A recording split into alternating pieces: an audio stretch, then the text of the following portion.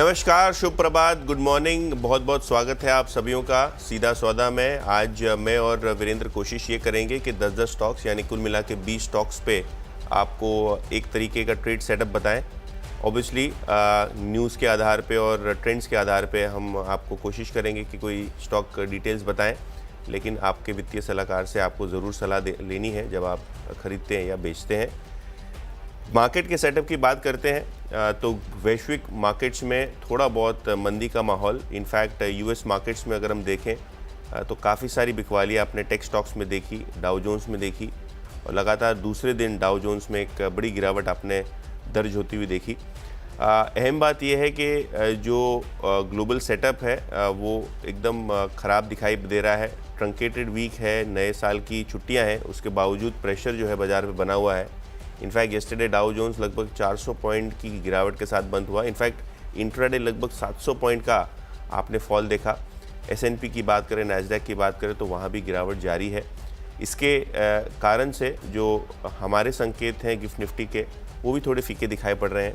In fact gift Nifty आपको लगभग 160 अंक की गिरावट इंडिकेटिवली दिखा रहा है।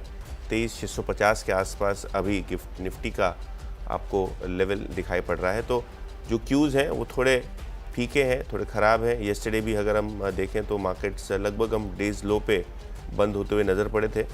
और वीरू, आपको कॉन्वर्सेशन में लाना चाहूँगा कि जो ईयर एंड का फिनोमिनन है, जहाँ टिपिकली हम देखते हैं कि एफआई थोड़ा कम बेचते हैं, डीआई थोड़ा ज़्यादा खरीदते हैं क्योंकि एनएवी प्रॉप अप करनी होती है, वैसा कुछ हुआ नहीं है। मतलब मार्च का जो माहौल होता है, ईयर एंड का माहौल होता है, वो आपको दिसंबर में देखने को मिल गया। बिल्कुल, ये तो बात आपने सही कही, वो एग्जैक्टली एटमॉस्फेयर नहीं है। और यतिन, एफआईएस का क्लियर मैसेज है उनकी तरफ से, जो भी हैं इक्का दुक्का, वो कितने छुट्टी पे कितने नहीं है, लेकिन जो है वो कमी पूरी कर दे रहे हैं। कल अगर आप देखें 2000 करोड़ का आंकड़ा। और यतिन, जो 21 नवंबर का निफ्टी का लो था 23,275 का, उस दिन निफ्टी पर एफआईएस के या फिर इंडेक्स में जितने शॉर्ट थे ना यतिन, करीब 2 लाख कॉन्ट्रैक्ट, एफआईएस के नेट शॉर्ट उतने ही पहुंच गए। तो आप दिसंबर से जनवरी में लेके आए 1.5 लाख शॉर्ट कॉन्ट्रैक्ट, आपने 50,000 कॉन्ट्रैक्ट 2 दिन में जोड़ दिए, यानी शुक्रवार और सोमवार में। और यतिन, कल भी जब मार्केट में पुल बैक था ना इंट्राडे में, मैं जब 12 बजे के शेयर्स देख रहा था यतिन, आप यकीन मानिए जब बाजार ऊपर चलता है तो कुछ पुट राइटर्स आते हैं, लेकिन एक रत्ती भर का पुट राइटर नहीं था, रत्ती भर का। तभी इनफैक्ट मेरी बात भी हुई थी और स्क्रीन पर बोला भी था, ये सेल ऑफ में कन्वर्ट हो जाएगा और हम डे लो पे क्लोज हुए। यतिन, मेरे ख्याल से अगर आप टेक्निकली देखें ना, तो सिर्फ अगर आपके पास कोई बचा है लेवल डिस्कस करने के लिए, तो वही 21 नवंबर का लो, जो कि निफ्टी पे अलाइंड है करीब 23,300 के आसपास और निफ्टी बैंक पे 49,700 के आसपास। ये दिन आपके 3 खिलाड़ी शुरुआती। तो चलिए खबरों के आधार पर टीम की शुरुआत करते हैं। और अगर हम देखें तो खबरों के आधार पर बहुत सारे स्टॉक्स आज फोकस लिस्ट पे हैं। सबसे पहले बात करेंगे टीवीएस मोटर्स और हुंडई मोटर्स की। ये दोनों ही कंपनी एक जॉइंट वेंचर की कोशिश कर रहे हैं। ऑटो कार मैगजीन के रिपोर्ट के मुताबिक टीवीएस मोटर्स जो है हुंडई मोटर्स के लिए 3 व्हीलर्स बनाने की कवायद शुरू कर चुकी है। इनफैक्ट ये जॉइंट वेंचर होगा इलेक्ट्रिक 3 व्हीलर्स के लिए, जहां महिंद्रा एंड महिंद्रा एक फॉर्मिडेबल प्लेयर है, एक बड़ा मार्केट शेयर है। तो कहीं ना कहीं एक जॉइंट वेंचर है जहां टीवीएस मोटर्स मैन्युफैक्चरिंग करेगा और हुंडई मोटर्स अपनी टेक्नोलॉजिकल प्रोवेस जो है वो प्रोवाइड करेगा, अपना प्लेटफॉर्म प्रोवाइड करेगा। और जो डिज़ाइन और आर्किटेक्चर है पूरे की पूरी 3 व्हीलर इकोसिस्टम का, वो हुंडई की तरफ से आएगा। तो एक मैन्युफैक्चरिंग स्केल की अपॉर्चुनिटी टीवीएस मोटर्स के पास 3 व्हीलर स्पेस में, और हुंडई के पास एक एक्सेस रहेगा 3 व्हीलर इलेक्ट्रिक मार्केट के लिए। क्वार्टर साइकिल भी शायद मैन्युफैक्चर कर सकते हैं, लेकिन एक इंटरेस्टिंग जॉइंट वेंचर आपको बनता हुआ बहुत जल्द दिखाई पड़ सकता है, ऐसा न्यूज़ रिपोर्ट्स जो है वो सजेस्ट कर रही हैं। तो दोनों ही टीवीएस मोटर्स और हुंडई मोटर्स को मैं हरे निशान में लेके चल रहा हूँ, क्योंकि कहीं ना कहीं ये जो हुंडई की इंजीनियरिंग और डिज़ाइन का फ़ायदा दोनों ही कंपनी को होता हुआ दिखाई पड़ेगा और प्रोडक्ट पोर्टफोलियो एक्सपैंड होता हुआ नज़र पड़ेगा। इसके अलावा लुपिन पिछले 2-3 दिनों से फार्मा शेयर्स फ्लेवर में है। और लुपिन की स्पेसिफिकली बात करें तो एलाई लिली से इन्होंने एक डायबिटीज़ पोर्टफोलियो ख़रीदा है भारतीय बाज़ारों के लिए।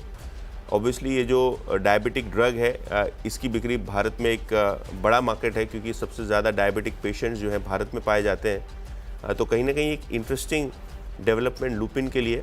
और ऐसे भी फार्मा शेयर्स आपको एक पॉजिटिव टोन के साथ नज़र पड़ रहे हैं। और एक डेवलपमेंट जो लुपिन में हुआ वो ये हुआ देर रात, कि इनका एक कॉम्पिटिटर ड्रग जो है वो जो बाज़ार में लॉन्च होने वाला था यूएस मार्केट्स में, वो डिले हो गया है। तो उसका भी फ़ायदा आपको लुपिन को होता हुआ दिखाई पड़ेगा। तो बहुत सारी खबरें हैं लुपिन के लिए पॉजिटिव साइड पे, और जब बाज़ार थोड़ा फीका होता है तो शायद फार्मा स्टॉक्स को एक एडवांटेज होता है, जिसके चलते ये स्टॉक पे नज़रें रहेंगी। ये 3 स्टॉक्स हो गए, और चौथा स्टॉक जो मेरी लिस्ट पे है वो है मझगांव डॉक। करीब 2000 करोड़ रुपए के नए ऑर्डर्स इनको भारत सरकार से मिले हैं। ये सबमरीन्स के जो शील्ड्स हैं, जो इंड्योरेंस बढ़ाने की जो फिटिंग्स होती हैं, इनको रिलेटेड ये अनाउंसमेंट ऑर्डर है 2000 करोड़ रुपए का। जो AIPs होती हैं वो रेट्रोफिट होंगी स्कॉर्पियन सबमरीन में। मझगांव डॉक ने एक्सचेंजेस को इन्फॉर्म किया है। तो कहीं ना कहीं एक बड़े ऑर्डर के बाद ये डिफेंस स्टॉक भी फोकस में रहेगा। यस्टरडे 2% नीचे था, शायद आज मजबूती से खुलने के संकेत आपको इस पर्टिकुलर स्टॉक पे आ सकते हैं। वीरू, मेरे 4 स्टॉक्स हो गए, आप भी 4 स्टॉक्स आपके बता दीजिए। ओके, आपके 4 स्टॉक्स मैं रखता हूँ अपने। मैं थोड़ा सा पहले निफ्टी फार्मा को डिफाइन करता हूँ, जितिन आप भी और मैं भी पिछले 2 दिन से काफ़ी वकालत कर रहे हैं। निफ्टी फार्मा ऐसे सर्कमस्टेंसेस में हिस्टोरिकली अगर आप रीड करें तो डोमिनेट करने का, लीड करने का पोटेंशियल रखता है। चाहे वो अप्रैल 2020, हालांकि कोविड के दौरान कारण दूसरे थे, उसके बाद मार्च 2023, अक्टूबर 2023, निफ्टी फार्मा का कुछ प्लेसमेंट वैसा ही हो रहा है, स्ट्रॉन्ग मूव। फिर लेके आते हैं मतलब स्टॉक्स, और कल सिर्फ फार्मा में ही लॉन्ग्स थे। और एक और चीज़, कल आखिरी के लगभग आधे घंटे में वो निफ्टी IT था जिसने थोड़ा डैमेज कंट्रोल किया, अदरवाइज हमारा जो क्लोज था वो और ख़राब होता। तो मैं उसी को आधार पर रख के अब अपनी टीम का गठन करता हूँ। पहली बात, capital goods completely selling mode में है। ABB, कमिंस, सिमंस, L&T मेरे ख्याल से आज अपने 200 डे एक्सपोनेंशियल एवरेज को विजिट करने जाएगा। बहुत शॉर्टिंग है यहाँ पर, और अब हो रहा है, अब बड़े नेगेटिव क्रॉसओवर्स डेवलप हो रहे हैं। 200 डे के नीचे स्टॉक्स सेटल हो रहे हैं। 6701 पे क्लोज हुआ है। मेरे ख्याल से अब जो मुझे एक लेवल नज़र आ रहा है यतिन, वो है 6560 का। और 6560 क्या है? अगेन ये वही नवंबर 3rd वीक का स्विंग लो।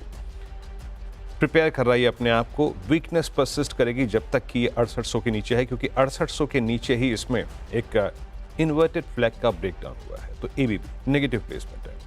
फिर आता हूं मैं फार्मा की पूरी कड़ी पर। Pharma and health care, I mean precisely अगर मैं कहूं तो फार्मा एंड हेल्थ केयर, यहाँ पे कल बाजार में लॉन्ग विजिबल थे, कंप्लीटली बाजार ने अपना गियर शिफ्ट कर लिया।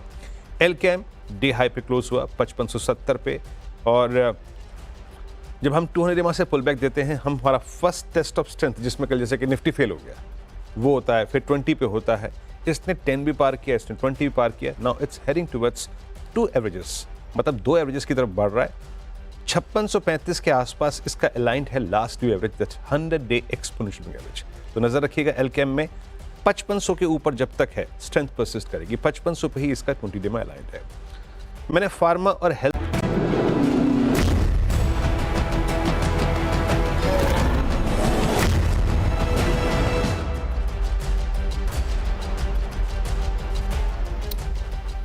तो ब्रेक के बाद फिर से एक बार सीधा सौदा में आपका स्वागत है। मैं हूं यतिन मोता, और अगर हम बात करें तो 4 स्टॉक्स मेरी टीम में जो बचे हैं उन पर चर्चा कर लेते हैं।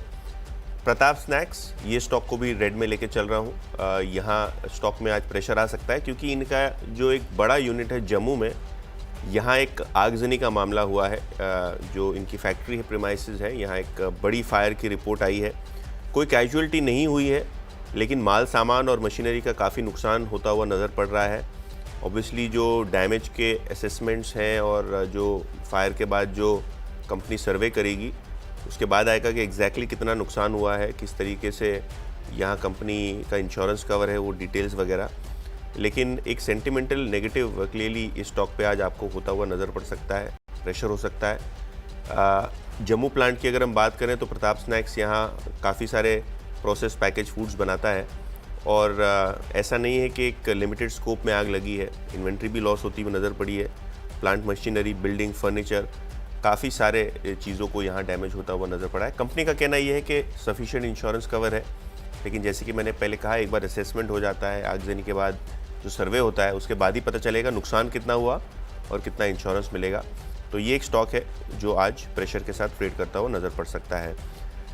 2 स्टॉक्स आपके रेडार पे रखिए फाइनेंशियल सर्विसेज स्पेस से। सबसे पहले SBI कार्ड्स, और उसके बाद इंडसइंड बैंक। आज यूबीएस की एक रिपोर्ट आई है माइक्रो फाइनेंस पे और फाइनेंशियल सर्विसेज पे। स्पेसिफिकली अगर हम माइक्रो फाइनेंस की बात करें तो यूबीएस को लगता है कि सेकेंड हाफ भी काफ़ी पेनफुल रह सकता है। इनफैक्ट जो एसेट क्वालिटी का इनका अंडरस्टैंडिंग है, उनको लगता है कि जो एनपीएज हैं वो एलिवेटेड रहेंगे, स्लिपेज हैं वो एलिवेटेड रहेंगे। माइक्रो फाइनेंस में जो पेन आपको दिखाई पड़ रहा है वो एक्सेलरेट होगा आगे जाके, और कहीं ना कहीं बाजार इसको लेके काफ़ी चिंतित है।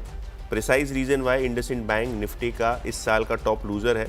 करीब 30-40% का करेक्शन स्टॉक में आपने देखा है, और ख़राब क्वार्टरली नंबर्स के बाद स्टॉक में प्रेशर बनता हुआ आपको नज़र पड़ रहा है। 9% जो है इंडसइंड बैंक की बुक जो है वो माइक्रो फाइनेंस लोन की तरफ आपको दिखाई पड़ती है। तो शायद इसीलिए यहाँ जो यूबीएस है स्टॉक पे होल्ड रेटिंग के साथ खड़ा हुआ है। एसबीआई कार्ड्स पे उनकी सेल की रेटिंग है, और कहीं ना कहीं अनसिक्योर्ड पोर्टफोलियो पे आरबीआई की भी एक गाज गिरी है। तो शायद आज बाज़ार के प्रेशर के चलते आज ब्रोकरेजेस की जो राय है वो भी थोड़ी नेगेटिव साइड पे है। तो कहीं ना कहीं ये दोनों स्टॉक इंडसइंड बैंक और एसबीआई कार्ड्स आज आपको शायद प्रेशर के साथ ट्रेड करते हुए दिखाई पड़ सकते हैं। दोनों ही स्टॉक को मैं रेड में लेके चल रहा हूँ। इसके अलावा अदानी ग्रुप से अदानी विलमार, ये स्टॉक पे भी फोकस रखिए, क्योंकि जेपी मॉर्गन ने आज एक रिपोर्ट निकाली है जहां वो अंडरवेट है। स्टॉक पे उनका टारगेट है 320 रुपये। अब मज़े की बात यह है क्योंकि ये एकदम कल क्लोजिंग में इसकी खबर आई, खबर के बाद स्टॉक में आपने भारी उठापटक देखी, लेकिन ब्रोकरेजेस को लगता है कि जो ट्रांजैक्शन प्राइस है अदानी समूह के बीच और विलमार के बीच में, वो ट्रांसफ़र प्राइस है लगभग मैक्सिमम साइड पे 305 रुपये प्रति शेयर, और कहीं ना कहीं वैल्यूएशन के लिहाज से भी जेपी मॉर्गन को ये स्टॉक थोड़ा महंगा लगता है। तो आज बाज़ार के चलते और एक जो सप्लाई आने वाला है अदानी एंटरप्राइजेस का इस काउंटर में, क्योंकि 13% वो अपना हिस्सा जो है वो बेचेंगे ओपन मार्केट में या ओएफएस के ज़रिए, तो कहीं ना कहीं ये स्टॉक पे थोड़ा बहुत प्रेशर बनता हुआ आज भी आपको नज़र पड़ सकता है। कल भी लगभग स्टॉक एक उछाल के बाद रेड में ही बंद हुआ था। तो अदानी विलमार, इसको भी रेड में लेके चल रहा हूँ। वीरू, मेरे 10 की टीम कंप्लीट हो गई, अब आपके 4 स्टॉक्स। जी मित्र, आपने जो बैंक्स का उल्लेख किया, एसबीआई कार्ड्स का उल्लेख किया, कल पीएसयूज में बहुत शॉर्टिंग थी और मैं सरप्राइज था पिछले 2 दिन की शॉर्टिंग को देखकर। कल एसबीआई अक्टूबर 2023 के बाद पहली बार अपने 200 डे एक्सपोनेंशियल मूविंग एवरेज के नीचे बंद हुआ है। तो पीएसयू बैंक्स में काफ़ी पेन है, पीएसयू बैंक्स में काफ़ी कल शॉर्टिंग हुई है। खैर मैं इस पर आऊँगा, लेकिन मैं अपने टीम को पूरा कर देता हूँ। कमिंस, मैं जैसे कि प्लेसमेंट के बारे में जिक्र कर रहा था कि शॉर्टिंग काफ़ी हुई है कैपिटल गुड्स में। कमिंस ने कल अब डिसाइसिव ले जाती है। आप एक सिर्फ सर्कमस्टेंसेस देखिए। कमिंस का differential from 200 day exponential moving average, मतलब 33.56 पे 200 डे में पाया 32.20 पे ट्रेड कर रहे हैं, 120 रुपये नीचे। ऐसा पहली बार हो रहा है पोस्ट नवंबर 2020। चार्ट्स आपको सारी स्थिति का आकलन बखूबी करके दे देते हैं। इससे पहले 200 डे में हमने विजिट किया है, इससे पहले हमने विजिट किया है अक्टूबर 2023 में, हमने विजिट किया है जून 2022 में, लेकिन हमने 200 डे को डिसाइसिवली तोड़ के ट्रेड करना नहीं शुरू किया था। इस बार वो हो रहा है। अब आप कहेंगे जनाब आप इतनी ओवरसोल्ड ट्रेजेक्ट्री में सेल के बारे में क्यों बोल रहे हैं या फिर नेगेटिव व्यू किया है? देखिए 200 डे टूटा है, प्लस टूट गई है आपकी पूरी अप्रैल 2024 से लेकर अब तक की रेंज। अब वैलिड सपोर्ट आता है 3031-3120 के आसपास। तो कमिंस की प्लेसमेंट बहुत नेगेटिव है। कल एक्साइड में देखिए ऑटो में गंभीर ब्रेकडाउन्स, चाहे वो बजाज ऑटो हो, चाहे वो हीरो मोटोकॉर्प हो, टाटा मोटर्स पहले से काफ़ी वीक था। कल एक्साइड में ये वो स्टॉक है जो कि अब तक संभला हुआ था for different reasons, but finally कल कोलैप्स हुआ। 200 डे के काफ़ी नीचे पहले ही आ चुका है। अब इसमें एक बेस था 412 का, वो भी टूट गया। टेक्निकली आपने अब अप्रैल 2024 से लेकर अब तक का पूरा बेस वायलेट कर दिया है। नेक्स्ट सपोर्ट कहाँ पे आता है? बहुत दूर तक कोई सपोर्ट नहीं है, but critical support lies at 381, नजर रखिएगा एक्साइड पे। ग्रासिम, इस स्पेस को लेके आइए। ये स्टॉक ऑलरेडी 200 डे के नीचे है, बट अब ये क्या कर रहा है, इसका एक 25 जून के आसपास एक ब्रेकआउट पॉइंट था इसी प्राइस पे 2474 पे 2447 पे। अब ये उसको भी सरेंडर कर चुका है। टेक्निकली आपने जून यानी लगभग 7 महीने की जो रेंज थी उसको वायलेट कर दिया है। प्रेशर परसिस्ट कर सकता है कहाँ तक? फर्स्ट ट्रांच में मेरे ख्याल से लगभग 2280 2310 के आसपास, और लास्ट कल भी मैंने अपनी टीम में इसको नेगेटिव साइड पे प्लेसमेंट में रखा था। मैं कल भी जिक्र कर रहा था कि मेटल्स में शॉर्टिंग हुई है। 200 day exponential average Nifty metal ने सरेंडर कर दिया है। आपकी स्क्रीन पे ये कल डे लो पे क्लोज हुआ और अब कुछ नेगेटिव क्रॉसओवर, बड़े नेगेटिव क्रॉसओवर, बेस टूटा। हिंडाल्को का नेक्स्ट सपोर्ट जो है वो परसिस्ट करता है करीब करीब 580 के जोन में। यहाँ यतिन की टीम के लगभग 10 जो एनालिसिस थे वो प्रस्तुत किए गए, 10 मैंने रखे। अब एक काम करते हैं, एक छोटा सा ब्रेक लेते हैं। ब्रेक के बाद जब लौटेंगे तो इन टीम्स को एक बार फिर खंगालेंगे।